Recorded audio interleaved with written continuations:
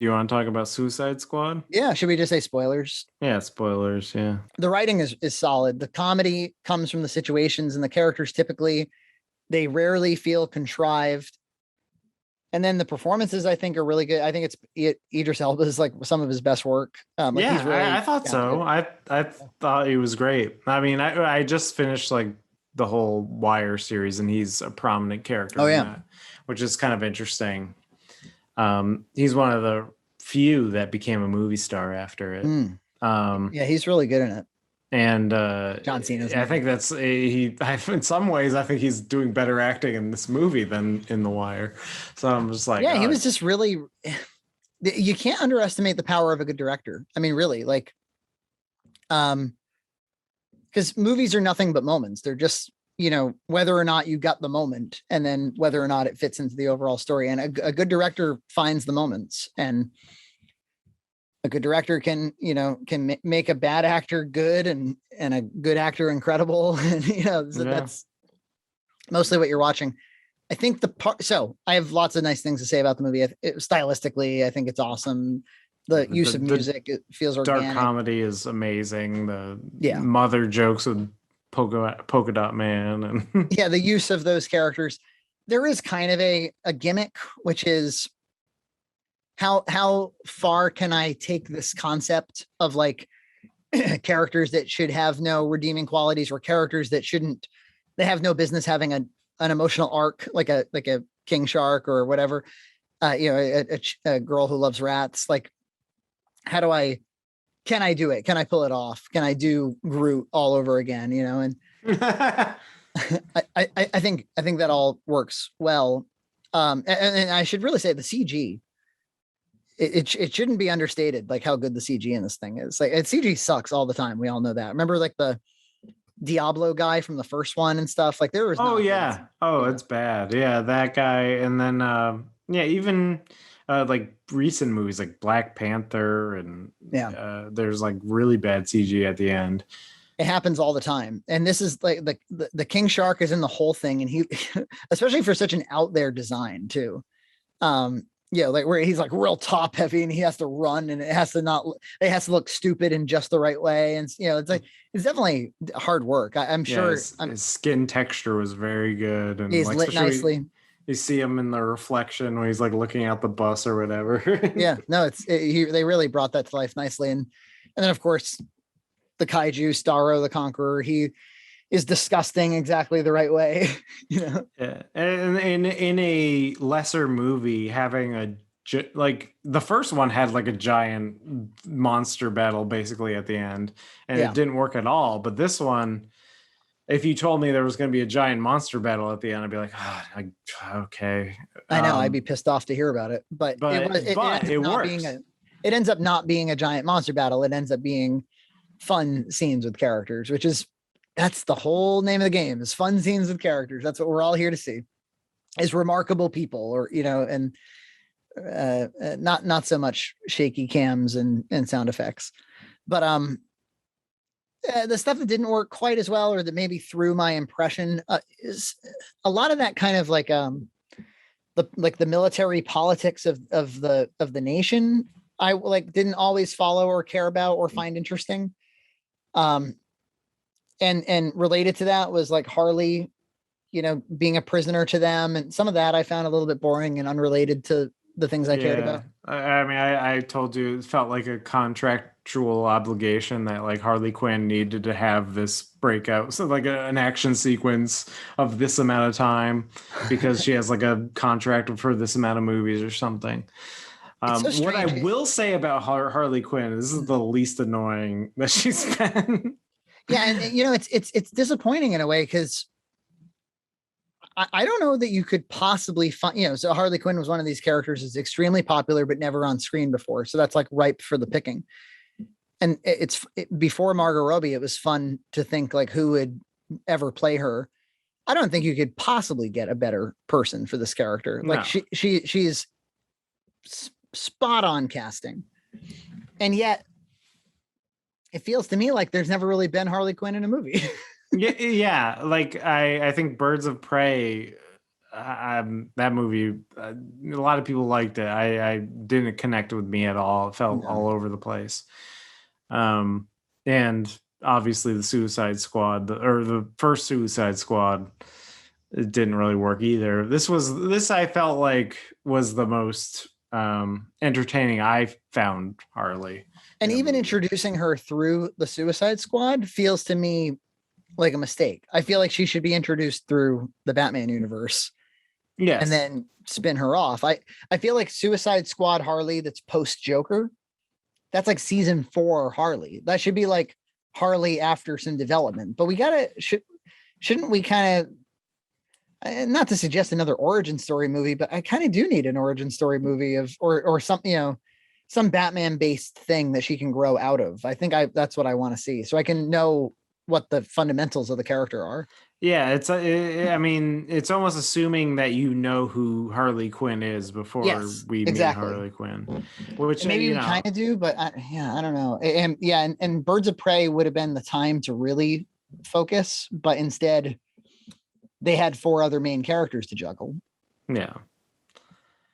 Um, Um, yeah, so I didn't love every second of it, but yeah, I watching it again, I was like, I'm gonna watch. I'll probably watch this movie for years to come and really enjoy it. It's James Gunn, man.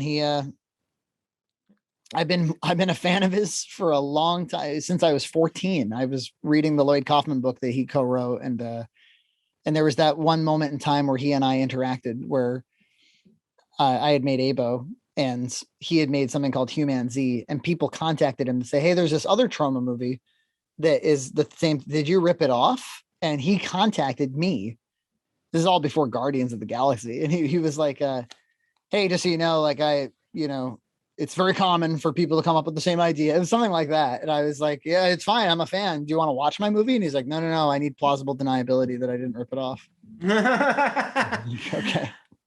yeah, I mean, I love his humor. It's so dark and so, on point and sincere at the same time. And Yeah, he doesn't normally fall into nihilism. I think sometimes he does, but not normally. yeah, I mean, that's the thing.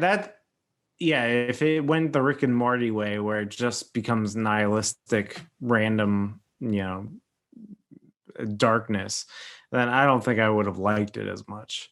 I think But I found Suicide Squad to be more a James Gunn movie than a DC movie.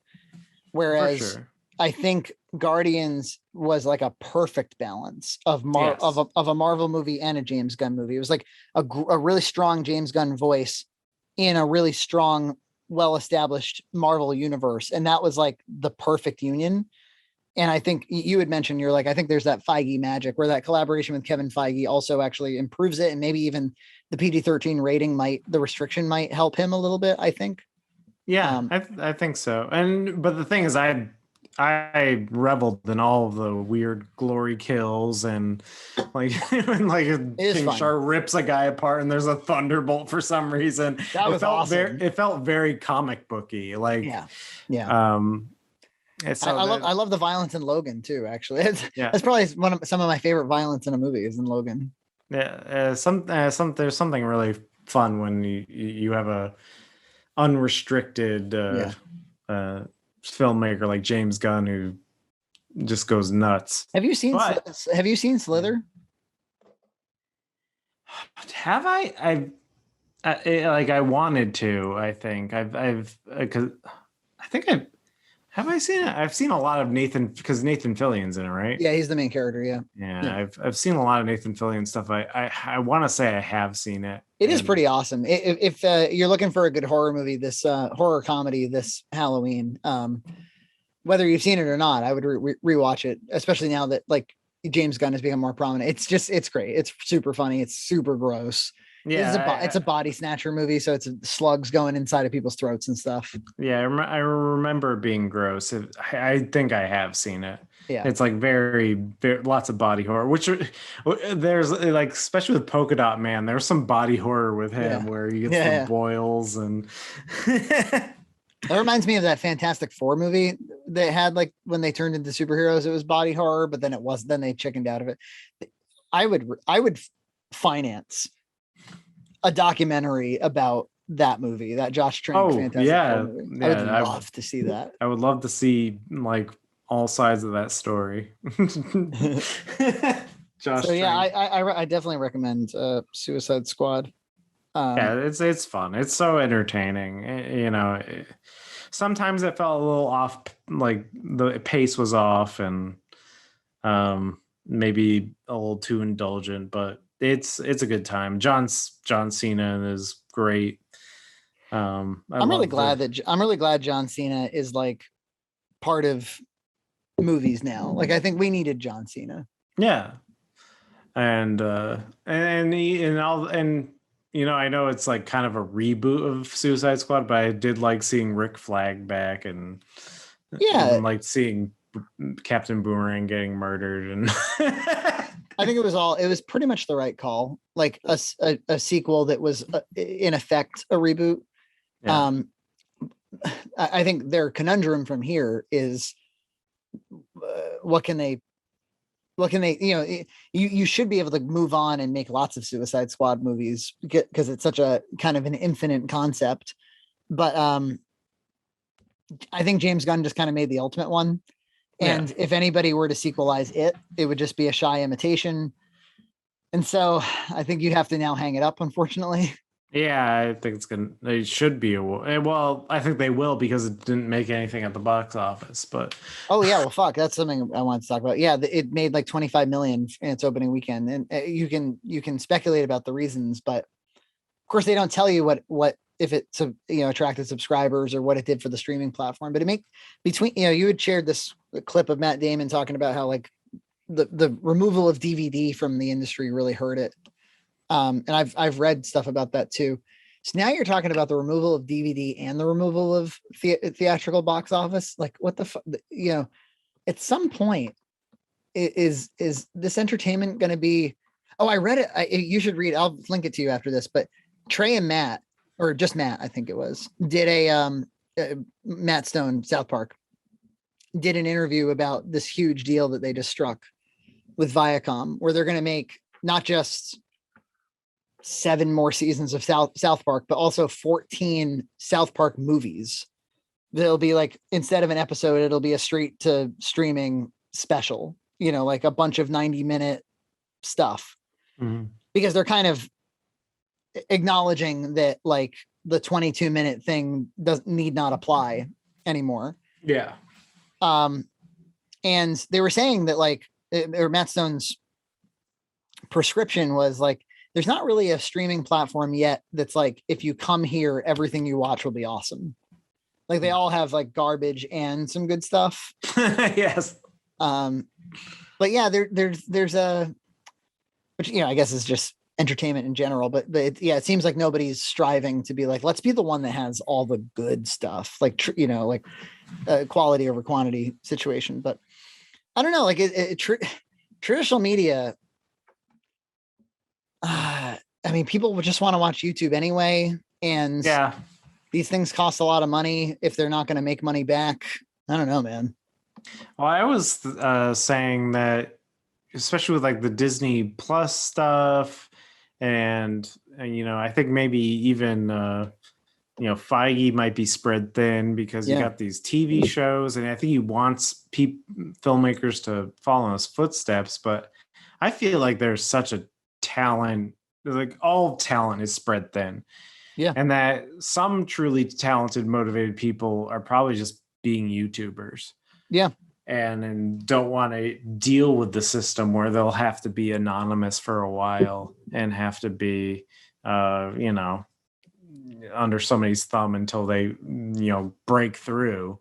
If you can just go straight to the source, to YouTube, and you can be relatively successful, maybe yeah. they'll just do that. I think that they should just shut down movie theaters until the movies improve. I think that there should be like a probationary. We're shutting them down until we know what the hell's going on. Well, I mean, they're kind of involuntarily doing that, I guess. Yeah, like make better stuff. Like I think that we talk a lot about the future of theaters and stuff. I'm starting to think the future of theaters should be determined by the future of content. If you've got a movie worthy of all of us congregating together and watching, then you go and make it. But until then, we're staying at home. Yeah, it's like they're still talking about Avatar sequels coming out. It's like, who gives a shit about Avatar at this point? It's like, And Black Widow made the most money during since COVID started for theatrical box office. And that is like not a movie worth going to the theater for. That is like such a, I know I'm sure they spent a lot of money because she's expensive and shit, but like that is not a great film. That is such a stay at home and watch it at home movie. If that. I would have thought Suicide Squad would be one of those movies to go to the theater to, but I mean, I saw it at home because it was on HBO Max, which I think is another problem. Well, I almost went to the theater to see it. It was my big plan. I was like, I'm going to go to the theater and I'm going to get a big bucket of popcorn and do the whole thing.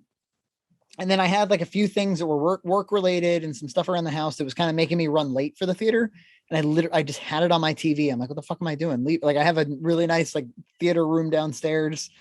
Why am I rushing out of the house to get there? Because then I started thinking about like those they're comfy, but they're kind of lame, like those recliners that you go sit in, and somebody else's popcorn is in the cushions. And I'm like, what? And you can't pause it so you buy a $20 soda, and like if you drink it and have to pee, you have to run all the way down the hall and you can't pause the movie. And I was like, what am I doing? Why do I want to go through that experience when I can have this all at home? I mean, maybe if it was to watch it with a lot of other psyched fans or something, that would, like Jackass 4. Yeah. If I can see that in a packed theater of girlfriends cringing and guys laughing, and like that might be worth it. But yeah, but if you went out to see it now, it'd just be like you and maybe a couple other people. Yeah, like some guy in the back laughing and Theaters are pretty lame right now. I'm kind of okay with them done. Yeah, and then I thought too about like, well, how's it gonna look? It's like it's not gonna look very good. It's gonna look like digital. It's gonna look like a big old DVD.